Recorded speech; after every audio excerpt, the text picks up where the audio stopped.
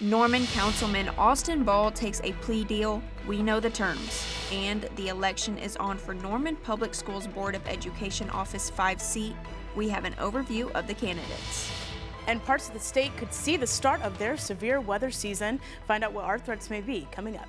This is OU Nightly.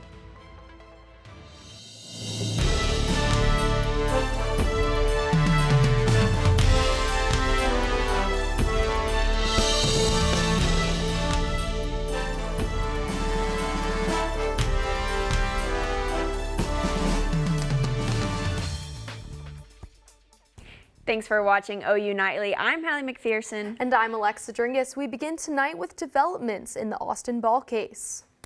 Norman City Councilman Austin Ball agrees to a plea deal on charges of embezzlement and making false statements in his campaign expenditure reports.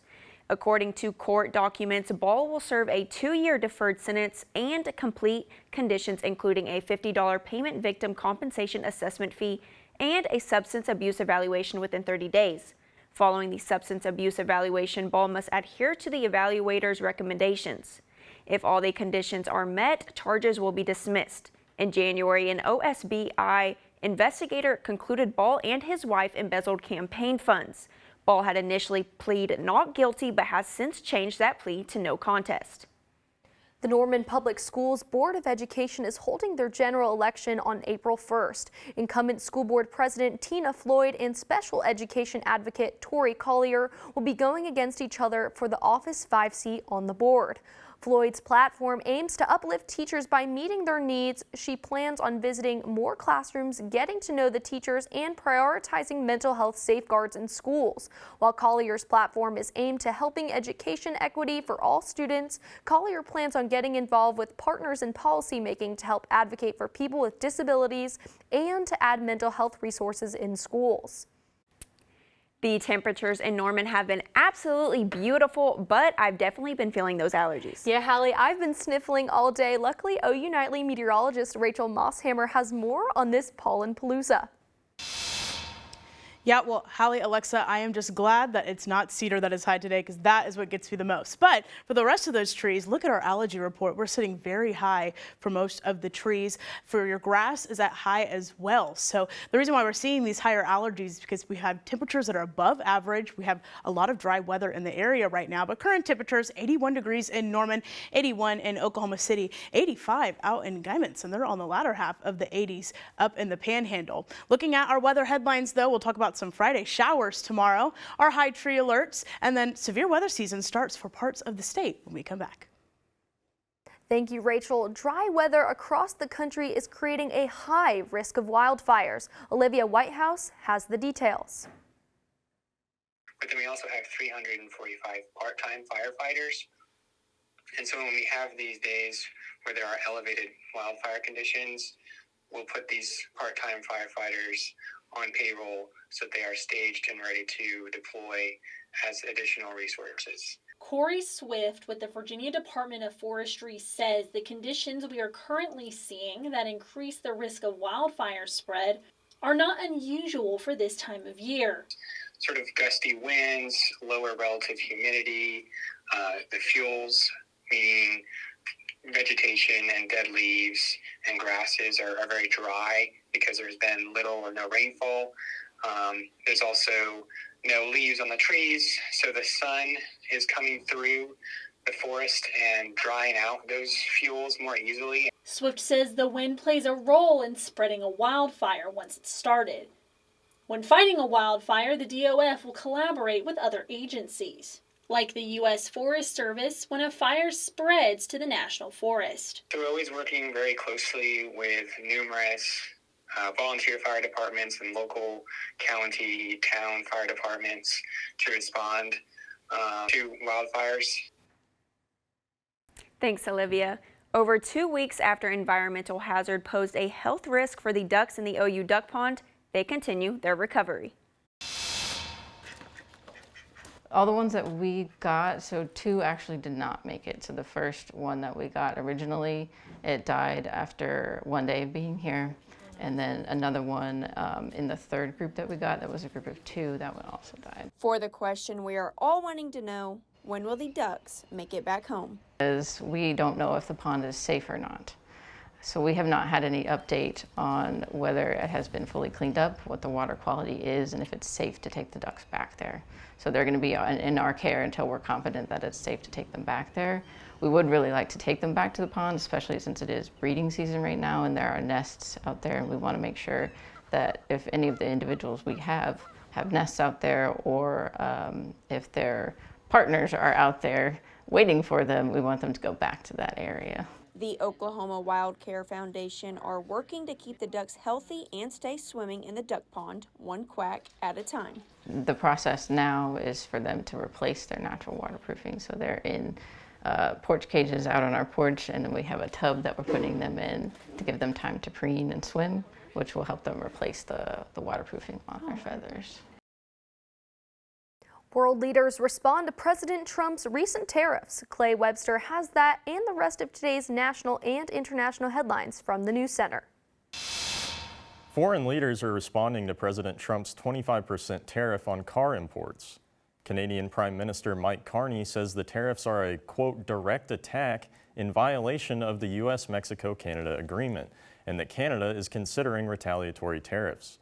Meanwhile, Japanese Prime Minister Shigeru Ishiba requested that Japan not be included in the tariffs, saying, quote, Japan invests in the United States. And President Donald Trump withdraws Representative Elise Stefanik's nomination for UN ambassador. According to the president, the move is an attempt to preserve the Republican majority in the House. Stefanik's nomination as ambassador would have triggered a special election in her New York district, risking a flip seat. Republicans currently hold a majority in the House by only 5 seats. A new nominee has not yet been announced. And a federal judge orders the Trump administration to preserve messages leaked through messaging app Signal. In an emergency hearing this afternoon, Judge James Boasberg heard arguments against Trump cabinet members involved in the leak. The sensitive texts were automatically deleted, which the lawsuit claims violates the Federal Records Act. The White House admits the incident was a mistake and is trying to locate the lost messages. And a delegation led by Vice President J.D. Vance will visit a U.S. military facility in Greenland tomorrow, a move their prime minister calls, quote, highly aggressive. Hallie, Alexa, back to you. Thanks, Clay. And layoffs continue to impact health workers across the nation. Find out how many employees will be affected and what the federal agency has to say about it. And researchers find that a popular used drug for chronic diseases may be doing more harm than good. OU Nightly's Caroline Kramer has what scientists are saying about the potential side effects. Next.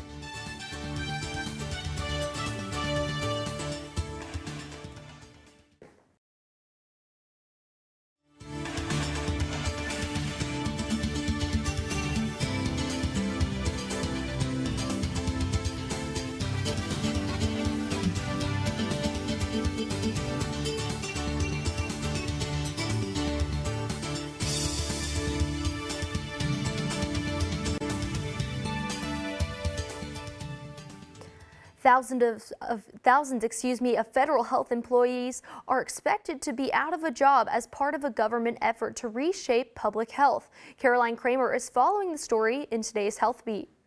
The Department of Health and Human Services announced today its layoffs and laying off 10,000 full-time employees across several health agencies. That's in addition to the 10,000 workers who left voluntarily. The federal agencies say these cuts will save the department almost $2 billion a year.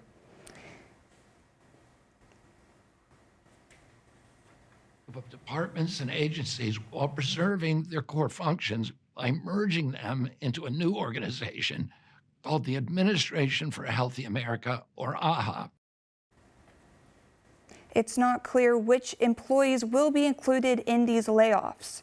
The Oklahoma Department of Health says there are 7 confirmed cases of measles in our state and 2 probable causes. State health officials say all of these cases are in the northeast of Oklahoma and are linked to the outbreak areas including Texas and New Mexico. The department says those infected were unvaccinated and were not out in the public after learning they were exposed. And researchers are warning about the use of GLP-1 drugs for type 1 diabetes. These drugs, like Ozempic, have commonly been used to help those with type 2 diabetes and weight loss. Researchers say new studies show more children and type 1 diabetics are using the drug, which could lead to dangerously low blood levels. And this might make you think twice about chewing gum. New research shows one piece of gum has hundreds of thousands of microplastics. Alexa, Hallie.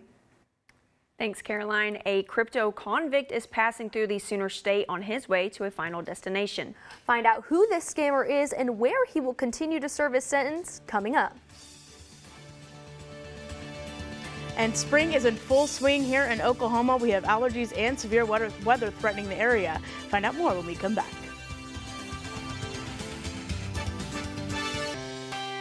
Well, welcome back to OU Nightly. We are so glad to have you here on this Thursday afternoon. We're taking a look at our Weather Center cam right now. The grass is green. It finally looks like spring outside. Temperatures in Norman, 81 degrees, so we're a little above average than normal. It feels really warm outside. Looking at current temperatures statewide, 81 degrees in Norman, 81 in Oklahoma City, 85 out in Guymon, so they're pretty warm out in the Panhandle. Now, tonight we're going to cool down just a little bit. We'll see 56 in Norman, 57 in Oklahoma City, 52 out in Elk City, and 55 out in Lawton. Now, tomorrow we are going to warm right back up. We do have those above average temperatures, 70 degrees in Norman, 70 in Oklahoma City, 86 out in Guymon. So typically this is what we see for our May, but we are a couple months ahead here in Norman with our temperatures being above average. Now, with those temperatures being above average, we are seeing those allergies, but those allergies and temperatures are going to stick around for quite a while. Looking at the next 6 to 10 days, we'll have above average temperatures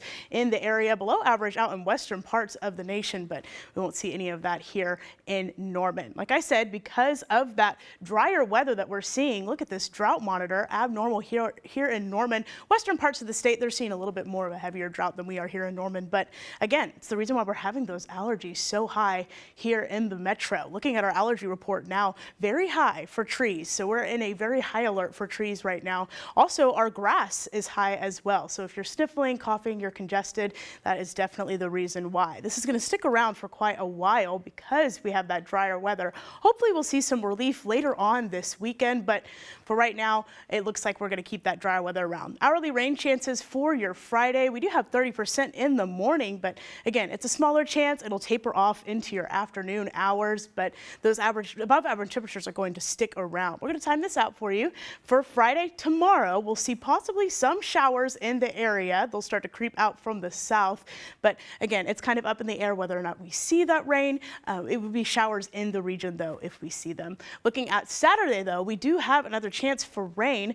We'll see Friday in the afternoon. We'll get a pop-up shower here and there, but then again, another chance for rain here in the metro, but then again out in eastern parts of the state. That's actually associated with a severe weather threat that we could see later on this weekend. Looking at that severe weather outlook though, we are in a marginal risk here in Norman, so that's a 1 out of 5. Up northeast from here, they're seeing a slight risk, so that's 2 out of 5. But again, it is Oklahoma. We have 3 days before this event, so definitely enough time for it to escalate or dissipate. But for right now, we are in that marginal risk. Looking at your 7-day forecast though, that chance for showers on Friday, another chance on Saturday. Look at that above average temperatures. We see a 62 on Monday, so we'll dip just a little bit, but so far spring is here. No, I am definitely looking forward to those spring-like temperatures, but not those allergies. Earlier in the show, we were talking about how I had a runny nose all day this morning, and I'm sure that's going to last throughout the rest of the week. Yes, I feel you. I had cedar fever for a good 2 weeks there. It was awful. So, yeah, and hopefully we don't really have to worry about that severe weather threat either. Yeah, for sure. So, all right, thank you, Rachel.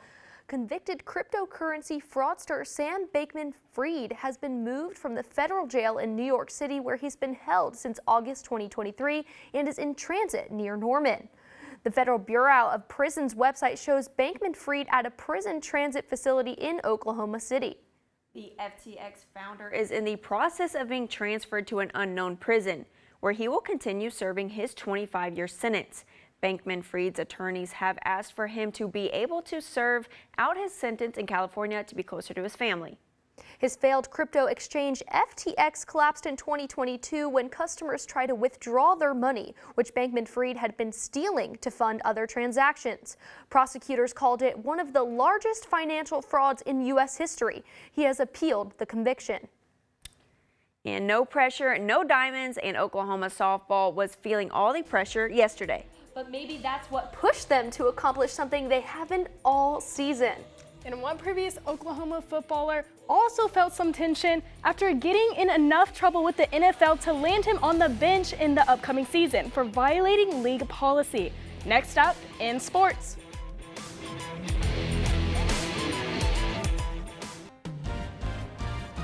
Hello, I'm Brooke Griggs, and it's time for sports. OU football star Drake Stoops is in the hot seat with the NFL not even a year after signing with the Rams. The former Sooner is suspended the first 2 games of the 2025 season after the NFL announced the wide receiver violated the league's policy by taking performance-enhancing substances. But not to fear, Oklahoma fans, it's not what you think. Drake Stoops set the record straight, explaining to the Oklahoman it was due to taking an Adderall to stay awake while driving home. And OU softball traveled to Wichita State yesterday for a midweek matchup. And talk about shockers, the number 2 team gave up the most runs in a game in 6 years after Wichita State hit 5 home runs off the Sooners. But these goals aren't ones to go down easily, scoring a season high in runs to make up for the damage and ending the game with a win 19-16. Looking ahead, the OU track and field 4th-ranked men's and 12th-ranked women's team are competing in enemy territory at the Littlefield Texas Relays in Austin today. The 3-day meet began with the women's hammer throw at 11 a.m., followed by the men's at 2 p.m. So Texas fans might want to watch their heads before they see some Sooner stars. OU men's tennis is also travel-bound for 2 conference road matches. The Sooners sit at the 21st spot in the ITA team rankings after picking up their 4th conference win of the season against Georgia last Friday, improving their record 11-6. Oklahoma already started matches against Ole Miss at 3 p.m. today before heading to Alabama Saturday, first serve at 1 p.m. To the pros, Austin Reeves secured 24 points for his team against the Pacers last night. And with the Lakers fresh off of a win, revenge never looked sweeter as LA takes on the Chicago Bulls. Tip-off tonight at 7 p.m. Now down in Miami, Trae Young and the Atlanta Hawks get ready for some fire and ice action. Ice Trae is coming off a double-double against the Rockets before facing Miami at 6:30 p.m. And the Oklahoma City Thunder also takes the court tonight, looking for win 61 this season, the most wins the Thunder team's seen since moving from Seattle in 2008. And the odds are looking good when the best in the West face the Grizzlies, a team who hasn't beat the Thunder in a regular season game since 2022. But in the game of ball, anything is possible. Tip-off at 7 p.m. Alexa, Hallie. Thanks, Brooke. Calling all Michael Scott and Triple Dipper fans, we have something TV-shattering for you. What food chain is getting saucy and dipping in with a sitcom? Coming up.